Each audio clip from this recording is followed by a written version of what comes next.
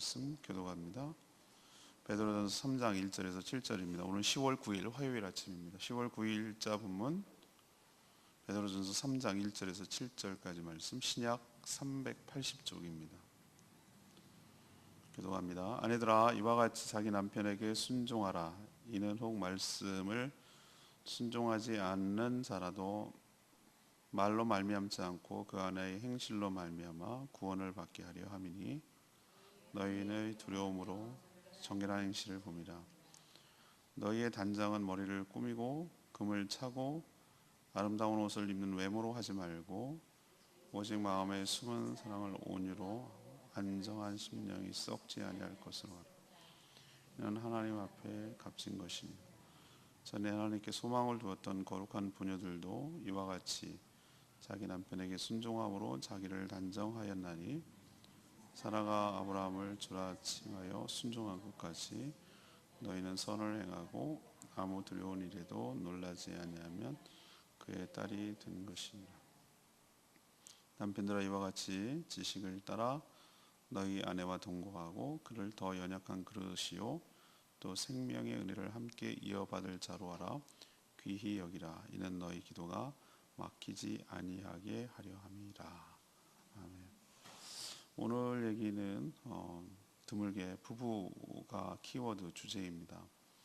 베드로 사도는 성도로서 아내와 남편이 어떻게 살아가야 하는 점을 설명하고 있습니다. 우선 아내는 불신 남편이라도 순종하라고 권면합니다. 아내의 행실을 보고 남편의 구원의 가능성이 있기 때문입니다.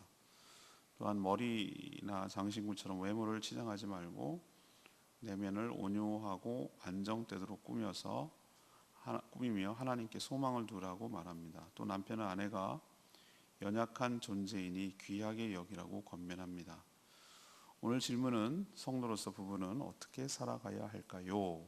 이것이 바로 오늘의 질문입니다. 먼저 1절 말씀, 아내는 자기 남편에게 순종해야 합니다. 성도라면 아내는 믿는 남편은 물론 믿지 않는 남편일지라도 순종하라고 권면합니다. 믿지 않는 남편을 어떻게 할 수 있나? 1절에 보면 혹 말씀을 순종하지 않는 자, 이게 불신 남편이에요. 이렇게 말하면 베드로 사도는 굉장히 가부장적이고 남성 중심의 질서를 요구하는 것처럼 들릴 수 있는가? 그렇지 않아요. 그 목적은 그 불신 남편의 영혼 구원에 있어요. 부부는 서로 함께 살기 때문에 서로에 대해서 가장 잘 아는 자들입니다. 내면까지, 남들에게 모르는 것까지 다 알죠. 안 믿는 불신 남편이라고 할지라도 믿는 아내, 성도로서의 믿는 아내의 뭘 보냐, 말이 아니라 삶을 유심히 본다는 거예요. 아니, 볼 필요도 없어요. 그냥 겪게 되는 것이죠. 함께 살아가는 것이니까. 사람은 누구나 마찬가지지만 말이 아니라 상대방의 행실, 곧 그 삶을 보고 감동을 받게 되고 또 믿음이 가는 것이죠. 불신 남편도 아내가 무엇을 보냐면은 2절의 삶을 보는 거예요. 아내가 두려워하며 정결한 행실을 본다 그랬어요. 두려워한다는 게 남편을 두려워한다는 것으로 해석하면 안 되고 하나님을 경외한다는 거예요. 하나님을 의식하면서 조심스럽게 살아가고 또 늘 깨끗하다는 것이 청결하다는 개념이 아니라 도덕적으로 윤리적으로 삶에서 정결하게 거룩하게 살아가는 그것을 보고 그 아내가 믿는 하나님에 대해서 관심을 갖게 된다는 것입니다. 물론 아내의 거룩한 삶이 남편의 구원을 가져오는 것은 아니에요. 그 부흥사들이 가끔 그런 말 하잖아요. 안 믿는 남편들 마누라 치맛자락 붙들고 천국 갈 생각 아예 꿈도 꾸지 말라고. 맞아요. 모든 구원은 개별적이고 개인적이에요. 3대째 아니라 10대째, 100대째 예수를 믿어도 그 사람이 예수 그리스도를 영접하고 믿지 않으면 지옥 가는 거예요. 그건 명백해요. 몇 대 가정이 무당집이고 안 믿는 불신 가정이 하더라도 그 당대 그 자신이 예수 그리스도를 믿으면 천국 가는 거예요. 구원은 개인적이지 집단적인 것이 아니에요. 관계 때문에 가는 게 아니에요. 그렇지만 이렇게 얘기하는 이유는 아니 사람이라는 게 호기심을 이렇게 거꾸로 이렇게 합니다. 만약에 이걸 그대로 적용하자면 아내의 그릇된 행동, 하나님도 무시하고 말만 크리스찬이라고 하고 뭐 하나도 더 차별하고 더 교활하고 교묘하고 더 치사하고 뭐 이렇게 살면은 너나 믿어라 이렇게 나가죠, 당연히. 그렇죠? 저 아내가 믿는 하나님에 대해서 전혀 관심이 없겠죠. 아주 아내도 무시하고 아내가 믿는 하나님까지 무시하게 되겠죠. 그렇죠? 근데 야, 저런 상황에서 나라면 저렇게 못할 건데 어떻게 저렇게 하지? 라고 생각하는 뭔가 다른 그 차별함이 있으니까 그래, 뭔가 내가 모르는 뭔가가 있긴 있나 보다, 이런 식으로 생각을 해서 아내가 믿는 하나님에 대해서 관심을 갖게 되고, 그것을 통해서 마음을 열고 복음을 듣고, 그래서 구원을 받을 가능성이 커진다는 뜻이지, 아내의 그런 두려워하고 정결한 행실 그 자체 때문에 남편이 자동으로 구원받는다는 것은 아니에요. 제일 힘든 게 가족구원이에요. 특히 짝 믿은 가정이 그 고통을 이루 말할 수가 없어요. 물론 기도도 하고 복음도 전해야 하지만 오늘 베드로 사도가 권면하고 있는 가장 중요한 키워드, 삶에서 남편에게 순종하는 모습을 통하여 남편에게 감동을 줘서 주님께로 인도할 수 있는 가능성을 열는 것이 가장 좋은 전도 방법이라고 생각합니다. 닭다리 하거나 압박하거나 쪼거나 뭐 이런 식으로 하는 것보다 더 효과적인 것이 상대방의 마음을 열고 햇볕 정책을 쓰는 거죠. 마음을 열고 할 수 있도록 하는데, 그 마음을 쓰는 게 아양을 떨고 막 이렇게 하라는 개념이 아니라 정말 남편을 의식하든 안 하든 정말 하나님을 사랑하고 하나님을 의식하고 하나님을 두려워하는 마음으로 거룩하고 정결하고 경외하는 마음으로 살아가는 그 삶을 살아야 된다는 거예요. 보여주려고 의식할 필요가 없어요. 그렇게 하나님 앞에 잘 살아가는 것을 보면 남편도 관심을 갖게 돼요. 남편뿐만 아니라 주변에 있는 친구들, 직장 동료들 전부 마찬가지예요. 안 보는 척해도 관심 있게 봅니다. 뭐가 다른지, 나랑 뭐가 다른지, 믿음은 뭐가 좋은지 뭐 이런 것을 보게 되기 때문에 우리의 삶이 매우 중요하다는 것 기억하시기를 바랍니다. 두 번째는 그럼 아내는 어떻게 되는가? 5절에 있는 말씀대로 아내는 외모가 아니라 내면을 단장해야 된다는 거예요. 남편이 아내의 어떤 행실에 감동을 받을까? 아름다운 미모일까? 예, 처음엔 그럴 수 있어요. 그러나 머리를 꾸미고, 오늘 베드로 사도가 얘기해서, 베드로 사도는 결혼을 했을까요? 사도 바울은 결혼했을까요? 사도 바울은 결혼 안 했어요. 독신으로 지냈어요. 베드로 사도는 결혼했을까요? 이 사람도 독신이 아니요. 결혼했어요. 그래서 더 잘 알아요. 결혼한 거 어떻게 알아요? 예수님이 살아생전에 베드로의 장모를 고쳐주었어요. 열병을. 장모가 있다는 얘기는 아내가 있다는 얘기예요. 그래서 더 잘할지도 몰라요. 자, 그러면 머리를 꾸미고 아름다운 옷을 입고 장신구죠. 감각적인 액세서리 같은 것으로 외모를 단정하는 것, 처음에는 반짝해요. 근데 오래 가지 못해요. 그래서 오늘 베드로 사도는 뭐라고 하냐면, 내면에 갖춰진 성품에서 흘러나오는 마음 씀씀이, 내면에서 흘러나오는 성품에서 나오는 마음 씀씀이가 감동을 준다는 것이고, 이걸 꾸미라는 거예요. 베드로 사도는 좋은 내면을 단장한 좋은 예로 창세기에 나오는 아브라함의 아내 사라를 들고 있어요. 사라는 남편을 뭐라고 불렀다고 표현합니까? 주라고 불렀어요. 주는 누구죠? 주인님, 나는 종이라는 개념이에요. 주인님, 남편을 주인님이라고 부르는 사람이 몇 명이나 될까요? 거의 없습니다.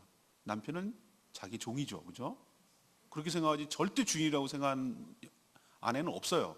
어떻게 하면 저거를 잘 굴려서 해먹지 이런 생각하지 절대로 자기가 주인이라고 종이라고 생각하는 사람 없어요. 근데 사라는 그렇게 안 했다는 거예요. 근데 아브라함이 인품이 훌륭하고 정말 주인님이라고 부를 만큼 굉장히 훌륭한 사람이냐, 천만의 말씀. 아브라함이 아내를 애굽으로 갔을 때 지 살려고 애굽 바로왕한테 자기 아내 사라를 이쁘니까 자기를 죽이고 뺐을까봐 뭐라고 거짓말했냐면 자기 누이는 누이 동생, 여자 동생이라고 속였어요. 이렇게 치졸한 인간이에요, 아브라함이. 자기 남편이라고 주라고 부르는 이 인간이, 아브라함이 그런 인간이란 말이에요. 근데 반은 맞고 반은 틀려. 그때 사촌이었으니까. 그때는 막 근친 결혼도 했으니까. 사촌이니까 누이는 반은 맞고 반은 틀린단 말이지. 근데 진짜로 말하려면 아내라고 해야지. 하나님께서 개입하셔서 꿈을 통해서 아내라는 걸 알려지고 추방을 했지만 두려워서 이렇게 하는 사람을 뭘 주인이라 그러냐 말이에요. 우리가 생각할 때는 주인은 무슨 이렇게 나가기가 쉽잖아요. 우리 정서적으로 보면. 근데 사라는 그럼에도 불구하고 그런 남편을 주인이라고 부를 뿐만 아니라 그렇게 대하고 했다는 얘기예요. 무슨 얘기냐면 그만큼 더 존경하고 사랑하고 했단 말이죠. 하나님은 근데 그런 사라를 그냥 두지 않았어요. 약속의 아들이 태어날 때 몸종 하갈이 아니라 그 나이 많은 90세가 된 사라, 정부인인 사라의 몸에서 난 아들 이삭을 하나님께서 언약의 라인으로 택하셨어요. 충분히 이스마엘로 넘어갈 수도 있는 문제였는데 하나님은 이삭, 늦게 난 웃음이라고 진 그 이삭을 언약을 이어가게 한 것이고 이삭의 어머니는 바로 사라였어요. 아내는 내면이 오늘 뭐라고 사전에 얘기하냐면 뭘 갖고 있느냐 온유하고 안정된 마음 곧 평안하고 정숙하도록 가꾸는 데 힘써야 된다고 말합니다. 또 5절의 말씀대로 자신의 소망을 어디에 둬야 된다? 사람에게 두는 것이고 재산에게 두고 자식에게 두고 남편에게 두는 것이 아니라 하나님께 두고 살아가야 된다. 이게 내면을 가꾸는 것을 표현하고 있는 거예요. 또 6절의 말씀대로 선을 행하고 아무 두려운 일에도 놀라지 않는 안정감이 있어야 된다. 이런 아름다운 내면을 잘 갖고 갈 때 외모보다 훨씬 더 강력한 영향력이 있게 되고 남편에게 그것을 보고 그런 삶을 보고 주님께로 인도할 수 있는 길이 열린다는 뜻이에요. 그러니 아내는 이쁨, 외모의 이쁨 가꾼 거 못지않게 내면의 아름다움을 가꾸려고 노력해야 한다. 이것이 바로 두 번째 베드로 사도의 이야기예요. 자, 그럼 세 번째 7절 말씀. 남편은 아내를 존귀하게 여겨야 한다. 그러면 이게 일방적으로 아내만 맨날 뭐라고 그러냐? 아니에요. 그러면은 아내한테는 1절에서 6절까지 해놓고 7절만 한 절만 딸랑하나? 아내는 막 그것도 불만일 수 있어요. 근데 7절 이게 아주 더 강력해요. 제가 보기에는. 아무 일도 안 해도 되는 게 아니에요, 남편은. 사실 아내보다 더 큰 책임이 주어지는 거예요. 남편은 아내와 같이 지식, 여기서 말하는 지식은 여러분 1번, 제 성경은 땡랑 1번 이렇게 돼 있어요. 여러분 2번, 3번으로 돼 있군요. 저는 3번 뭐라고 돼 있습니까? 또는 그 아내를 더 연약한 그릇같이 여겨 지식을 따라 동거하고 또 생명의 은혜를 이렇게 번역을 할 수도 있다고 제 밑에 나와 있어요. 여기서 지식이라고 말하는 것은 뭐냐면은 하나님의 말씀이에요. 하나님의 말씀을 기준으로 삼아서 아내를 뭐 해야 된다? 대해야 되는데 몇 가지 원칙이 있어요. 아내를 대할 때 남편은 한 구절이지만 다 포괄되어 있어요. 첫 번째 넘버 원, 아내와 동거해야 된다. 같이 살아야 된다. 별거는 비성경적이다. 동거는 같이 자고 같이 한 방 쓰고 같이 살고 이런 개념이 또 있지만 떨어뜨려 살면은 안 되는 이유가 같이 살면서 아내의 필요를 채워주고 돌봐줘야 된다는 거예요. 보호막이 되어줘야 된다는 거예요. 필요를 채워줘야 된다는 거예요. 그게 동거의 개념이지 그냥 같이 사는 것 자체가 동거의 개념은 아니에요. 또 아내를 대할 때 어떻게 대해야 되는가? 더 연약한 그릇, 더 연약한 깨어지기 쉬운 더 연약한 그릇이라고 여겨야 한다. 근데 왜 더 연약한 그릇이라고 그러면 자기도 연약하거든. 남편도 연약해요. 연약하지만 아내는 더 깨어지기 쉬운 연약한 존재니 우리도 유리그릇 다룰 때 새 그릇 다루듯 하지 않잖아요. 설거지할 때도 조심조심. 그렇죠?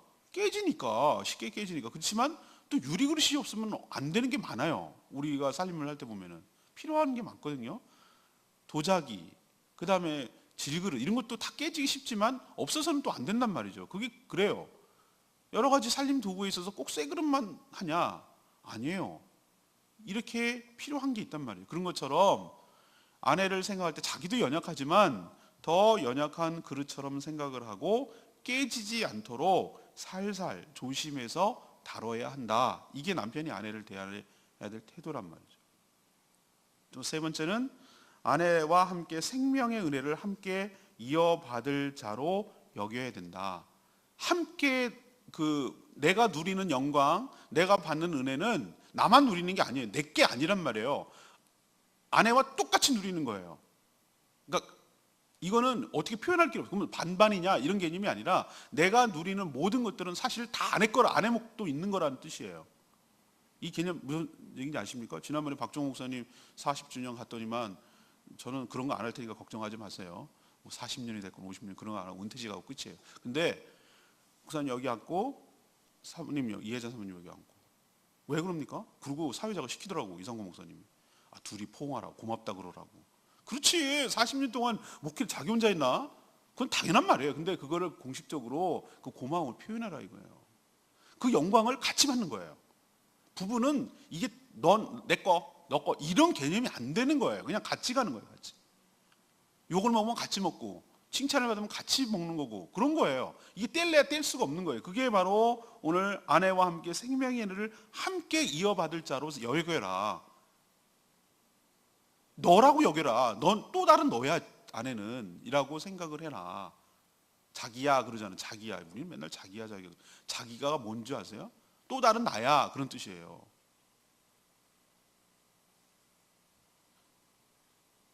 하나님은 부부를 한 몸으로 여겨요. 그래서 은혜를 줄 때 같이 주는 거지 따로 나눠서 네 목 이렇게 안 한단 말이죠. 함께 주는 거예요. 함께. 그래서 그렇게 주는데 그렇게 함께 누려야 될 거 아니에요. 그러니까 부부 사이가 좋지 않을 때는 그런 은혜를 받을 수가 없잖아요. 동일하게.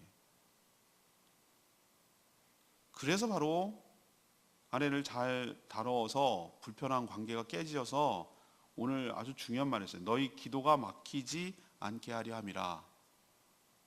이 얘기는 뭐냐면은 아내랑 관계가 좋지 않아서 그렇게 살면 네가 아주 결정적인 문제가 있는데 기도가 막힌다. 이건 끝장이에요. 끝장. 기도가 막힌다는 얘기는 하나님과의 관계가 뭐 한다는 얘기예요. 틀어졌다. 깨졌다는 얘기예요. 기도가 막힌다. 이거 보면은 알 수 있죠. 제가 생명의 삶 때 늘 말하는 거지만 신앙은 관계다. 이게 다 연결되어 있다는 거예요. 하나님과의 관계가 우선이기도 하지만 이것 보세요. 영향이. 가장 가까운 인간관계인 부부관계가 깨지면 하나님과 관계도 영향을 준다는 거잖아요. 그러니 아내를 더 존귀하게 여기고 대해야 될 책임이 남편에게 있다.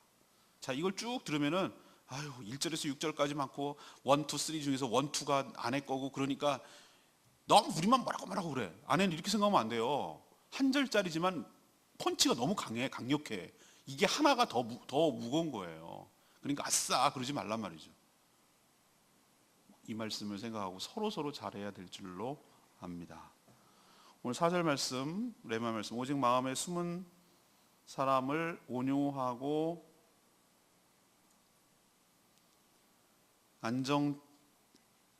안정한 심령에 썩지 아니할 것으로 하라. 이는 하나님 앞에서 값진 것이라 그랬어요. 이것은 아내에게만 해당되는 말이 아니라 모든 성도라면 동일하게 적용에 힘써야 할 하나님 명령이에요. 하나님은 그 마음의 중심을 보시죠. 그 마음의 숨은 동기를 보세요. 겉으로 사람을 속일 수는 있어도 속을 간파하는 하나님을 속일 수는 없어요. 사람도 오래 지나면 속일 수 없어요. 영원히 알아차려요. 그러니 우리는 뭘 가꿔야 되냐? 외형이 아니라 거칠애가 아니라 내면을 가꿔야 돼요. 내면이 어떻게 하도록? 온유하도록, 그리고 평안하도록, 거룩하도록 이렇게 자신을 단장하고 가꿔야 됩니다. 이것이 성령께서 우리 안에 작업하시고 일하는 일이기도 하고 우리를 바꿔가는 방향이기도 해요.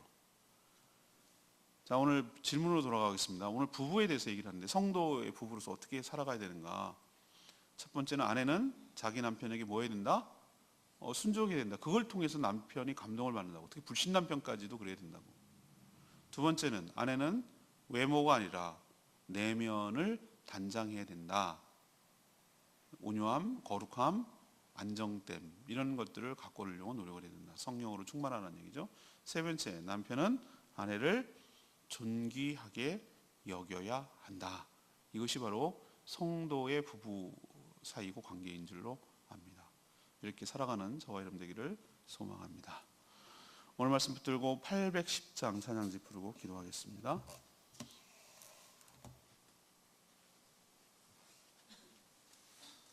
찬양지 810장입니다. 우리는 사랑의 띠로 하나가 되었습니다.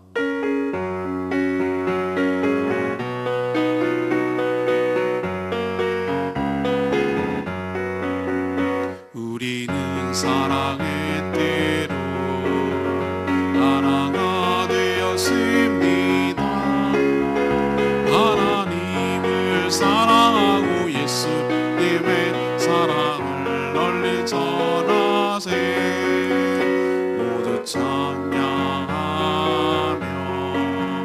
주의 사랑을 전하세. 모두 함께 예수님의 사랑을 세상에 널리 전하세. 우리 자신의 삶을 좀 돌아봤으면 좋겠어요. 나는 어떻게 살고 있지? 사라처럼 나는 남편을 주라고 하나? 그렇게 말은 하지 않더라도 그런 마음이 있는가? 나는 내면을 가꾸고 있는가? 외면을 가꾸고 있는가? 이런저런 쭉 말씀을 통해서 자신을 들여다보는 시간 갖고 그렇게 사는 것이 하나님의 뜻인 줄 알고 그렇게 살게 해달라고 다 같이 주여 외치며 기도하겠습니다. 주여 아버지, 우리는 사랑의 띠로 나가 되었습니다. 하나님을 사랑하고 예수님의 사랑을 널리 전하세. 모두 함장하며 주의 사랑을 전하세. 모두 함께 예수님의 사랑을 세상에 널리 전하세.